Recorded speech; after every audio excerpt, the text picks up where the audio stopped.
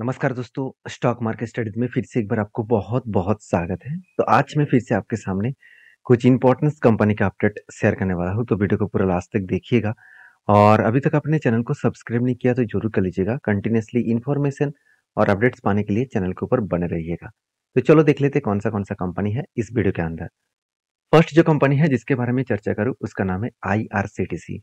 देखिए आईआरसीटीसी के बारे में बात करूँ तो Indian railway catering tourism and corporation limited, जिसके बारे में बात करूँ तो कंपनीज के ऊपर एक चीज़ को आप नोटिस करेंगे तो कंपनीज के ऊपर अच्छा खासा एक ग्रोथेबल सिचुएशन अपकमिंग टाइम्स में देखने को मिल सकता है, क्योंकि गवर्नमेंट अनाउंसमेंट कर चुके हैं कि 3000 से भी ज़्यादा ट्रेन्स वो न्यू ट्रेन्स वो ऐड करने वाले हैं और अपकमिंग ईयर्स में।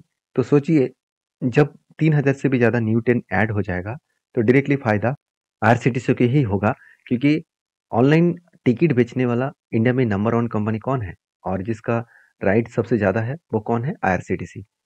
कोई भी थर्ड पार्टी प्लेटफॉर्म के माध्यम से आप अगर रेलवे के टिकट बुक करते हैं तो इसका डायरेक्टली कमीशन आईआरसीटीसी को उसको देना पड़ता है। तो आईआरसीटीसी एक मोनोपोली जैसा बिजनेस एंजॉय कर रहा है, आप बोल सकते हैं। उसके साथ साथ और एक इसका बिजनेस है, वो है कैटरिंग्स का। अगर बिजनेस पर्सपेक्टिव व्यू से मैं आपको बात करूँ तो आप मार्केट से आप देखेंगे तो कंपनी के ऊपर जो ड्रिंकिंग वाटर है, जो ड्रिंकिंग वाटर डिस्ट्रीब्यूशन है और वो भी रेलवे के ऊपर, तो उनमें से 45% मार्केट शेयर अकेला लेके रखा है। तो एक बहुत अच्छी बात है। साथ ही साथ कंपनी का जो बिजनेस है उसमें टूरिज्म एंड ट्रेन्स के ऊपर ही कंपनी का 62% रेवेन्यू जनरेट हो रहा है। बाकी कंपनी का जो इनकम हो रहा है वो आप देख सकते हैं स्टेट का जो मतलब जितने सारे स्टेट में ट्रेन चलता है उसके ऊपर, और बाकी अलग अलग कैटेगरीज के ऊपर जो महाराजा एक्सप्रेस है उसके ऊपर 10% के आसपास। तो कंपनी का जो बिजनेस है वो रेवेन्यू कहाँ से जनरेट हो रहा है? कैटरिंग्स के ऊपर 45%, साथ ही साथ इंटरनेट टिकट बुकिंग के ऊपर 29% और बाकी टूरिज्म पैकेज के ऊपर 14%, और रेल नियर मतलब जो वाटर का बॉटल है उसमें 7.46% के आसपास रेवेन्यू जनरेट हो रहा है। मतलब कंपनी एक मोनोपोली जैसा बिजनेस एंजॉय कर रहा है इस फील्ड में। तो इसकी कोई दूसरा कंपटीटर भी नहीं है रेलवे सेक्टर के ऊपर, क्योंकि आज कोई रेलवे में कैटरिंग का खाना देने का जो ऑर्डर है वो अगर आपको लेना है तो आईआरसीटीसी के माध्यम से आपको लेना पड़ेगा। हाँ, अभी बहुत सारे कंपनीज ये भी है कि अगर ट्रेन से कुछ खाने पीने का ऑर्डर आप करेंगे तो ऑब्वियसली बाहर से आपको प्लेटफॉर्म में खाना पीना दे देते हैं। तो ट्रेन के बीच में कोई भी दूसरा कंपनीज आपको खाना नहीं देंगे, तो उसमें आपको कैटरिंग्स का सर्विसेज ही लेना पड़ेगा। और दूसरी बात, इस कंपनी के ऊपर और एक पॉइंट्स को नोटिस जरूर करना, क्योंकि कंपनी के ऊपर जो बिजनेस है वो बिजनेस में आपको क्वार्टर रिजल्ट में आपको हमेशा ग्रोथ देखने को मिलेगा। 918 करोड़ से 1118 करोड़ के आसपास आपको सेल्स देखने को मिला, और एक्सपेंस कंपनी 590 करोड़ से 725 करोड़ के आसपास देखने को मिला। अभी देखिए कंपनी के ऊपर जो नेट प्रॉफिट है 256 करोड़ से 300 करोड़ तक बना, मतलब एक अलग लेवल का नेट प्रॉफिटेबिलिटी ग्रोथ देखने को मिला है। तो बेस्ट तरीके से यहाँ पे प्रॉफिट ग्रोथ यहाँ पे देखने को मिला है। बाकी आप देखेंगे तो इस कंपनी किस तरीके से काम कर रहा है, तो यहाँ पे आपको बैलेंस शीट देखना होगा। जैसे देखेंगे कंपनी का रिजर्व जो 400 करोड़ था, इस बार वो 2600 करोड़ बना। तो कहाँ से कहाँ तक जर्नी हुआ आप देख देख सकते हैं 10 सालों में। और बोरिंग्स एकदम ज़ीरो है। तो कंपनी जो बोरिंग्स लिया, क्या अब उस बोरिंग्स को वो मिटा पाएँगे खुद की जेब से? ऑब्वियसली मिटा पाएँगे, क्योंकि कंपनी के हाथ में जो पैसा है, वो करीबन 2000 करोड़ के आसपास है। और कंपनी ने कर्ज़ा कितना लिया? सिर्फ 67 करोड़। मतलब ईज़िली वो पैसे को मिटा सकते हैं। तो इतना ख़ासियत है, इतना पॉज़िटिव पॉइंट है इस कंपनी के ऊपर। और इसीलिए मैं इस कंपनी के ऊपर बुलिश हूँ, क्योंकि कंपनी इसके ऊपर ध्यान दीजिएगा एक चीज़ों को, कि म्यूचुअल फंड ने जो इस कंपनी के ऊपर बाइंग किया, लास्ट कुछ मंथ्स में तगड़ा बाइंग देखने को मिलेगा। अक्टूबर मंथ, नवंबर, दिसंबर और जनवरी मंथ में, हर मंथ में कंपनी के ऊपर एक बेस्ट तरीके से बाइंग आपको देखने को मिल जाएगा। तो मेरे हिसाब से एक बेस्ट तरीके से यहाँ पे ग्रोथ देखने को मिला है। बाकी इस कंपनी के ऊपर एक नोटिस करेंगे, कंपनी के ऊपर जो ग्रोथ है वो कुछ इस तरीके से देखने को मिला टेक्निकली, कि कंपनी के ऊपर एक कप बना, उसके बाद एक हैंडल पैटर्न क्रिएट हुआ। और मजेदार बात क्या है आप जानते हैं? फाइनली यहाँ पे ब्रेकआउट भी हुआ, और ब्रेकआउट करने के बाद रिटेस्ट भी किया, फिर से ऊपर गया, फिर से रिटेस्ट किया।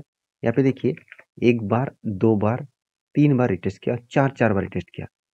तो मेरे हिसाब से और एक बार रिटेस्ट भी कर सकते हैं। तो यहाँ से अगर रीबैक करे तो टारगेट जो निकल कर है मेरा करीबन 1263 के आसपास। देखिए टारगेट मैं आपको नहीं दे रहा हूँ, मेरा खुद का टारगेट है।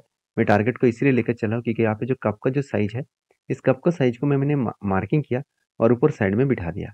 तो यहाँ पे टारगेट होने का चांसेस रहेगा।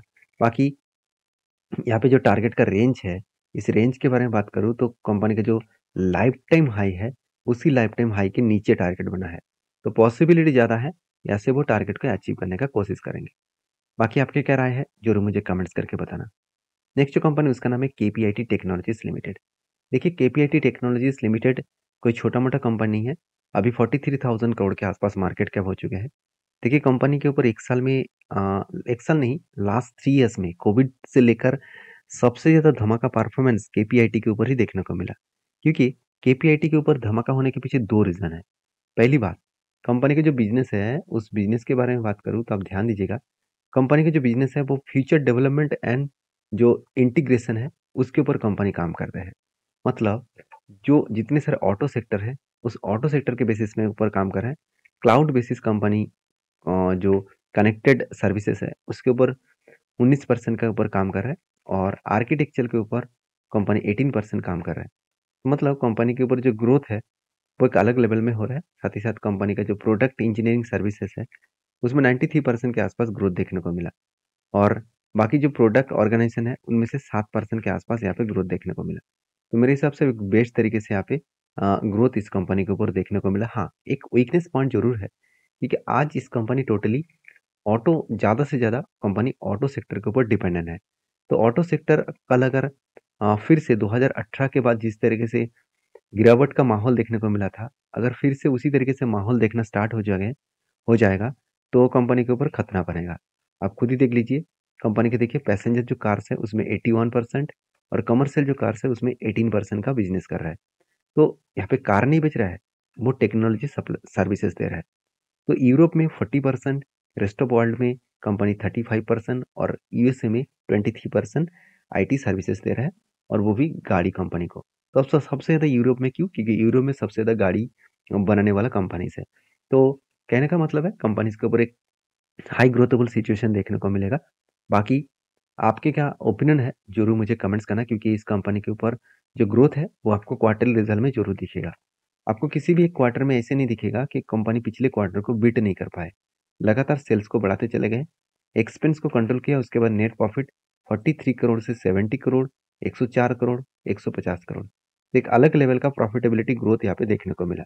तो बेस्ट तरीके से यहाँ पे प्रॉफिट ग्रोथ देखने को मिले हैं और बाकी एज ए इन्वेस्टर, प्रोमोटर से लेकर एफआईडीएस पब्लिक हर किसी के पास आपको इन्वेस्टमेंट आपको देखने को मिल चुके हैं। तो मैं जरूर कहूँगा इस कंपनी के ऊपर फोकस रखिए, कंपनी के ऊपर एक बेस्ट तरीके से सिचुएशन बनता हुआ देखने को मिले। तो बाकी इस कंपनी के टेक्निकली जो चार्ट पैटर्न्स बना तो मैं आपको पहले ही बोल चुका हूँ। तो यहाँ पे बहुत दिनों के बाद एक कप बना और यहाँ पे एक शोल्डर पैटर्न मुझे कंप्लीट होना चाहिए, तब मैं इसके ऊपर जरूर एक एंटी जरूर लेने वाला हूँ। छोटा सा एंटी होगा और छोटा सा टारगेट रहेगा करीबन 19% के आसपास। फिर भी इसके ऊपर इतने टाइम तक होल्ड किया है तो एक पॉसिबिलिटी ज़्यादा होगा ऊपर जाने के लिए। तो बाकी आपके क्या ओपिनियन है जरूर मुझे कमेंट्स करके बताना। नेक्स्ट जो कंपनी है उसका नाम है केपीआई ग्रीन एनर्जी। देखिए केपीआई ग्रीन एनर्जी एक बहुत छोटा सा कंपनी है, 5,000 करोड़ से भी नीचे चल रहा था इस कंपनी और आज 10,500 करोड़ के ऊपर चल रहा है। तो एक धीरे-धीरे करके कंपनी एक माइक्रो कैप से कंपनी स्मॉल कैप बना है। अभी स्मॉल कैप से कंपनी मिड कैप बनने जा रहा है। अभी कंपनीज के ऊपर कुछ इंपॉर्टेंस पॉइंट देख लेते हैं। क्या कंपनी के ऊपर ग्रोथ और भी होने का चांसेस है? अगर मैं कंपनी के टेक्निकली चार्ट पैटर्न्स के बारे में बात करूँ, तो कंपनी देखिए लगातार हाई करते चले जा रहा है।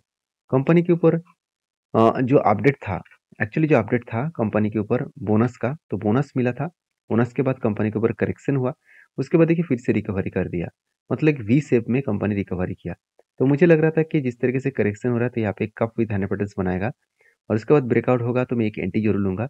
मगर यहाँ पे एंटी नहीं लिया क्योंकि कंटिन्यूसली वो अपर सर्किट बनाते चले जा रहे थे। तो जब भी कोई कंपनी के ऊपर अपर सर्किट लोअर सर्किट देखने को मिलता है तो उस कंपनी के ऊपर मैं ट्रेड नहीं लेता हूँ। तो क्योंकि वॉल्यूम चाहिए होता है, क्योंकि अगर आप अपर सर्किट लोअर सर्किट में बाई करेंगे तो आप बुरी तरीके से फंस भी सकते हैं।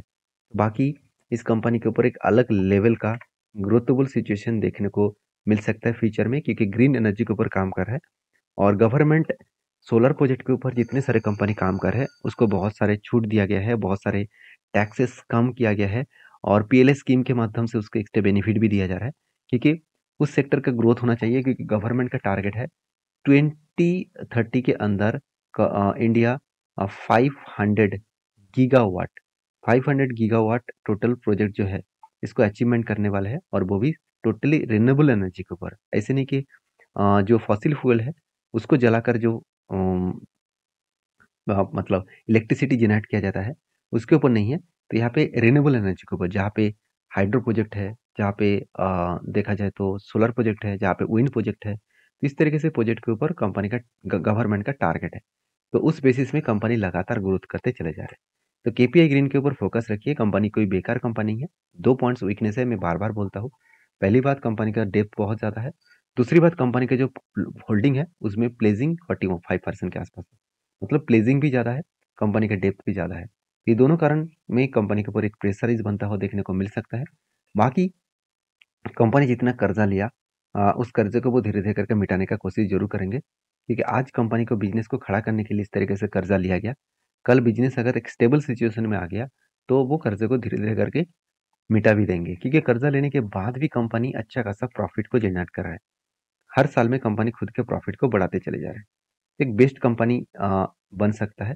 तो मेरे हिसाब से इस कंपनी के ऊपर फोकस रखिए। मैं बहुत पहले से ही इस कंपनी के ऊपर स्टडी कर रहा हूँ, और मैं आपके साथ शेयर भी कर रहा हूँ। तो आपके क्या ओपिनियन है, ज़रूर मुझे कमेंट्स करके बताना।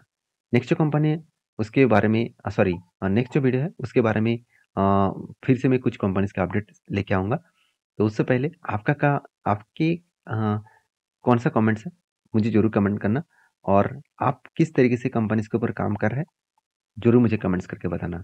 तो मिलते हैं नेक्स्ट वीडियो में, तब तक के लिए धन्यवाद।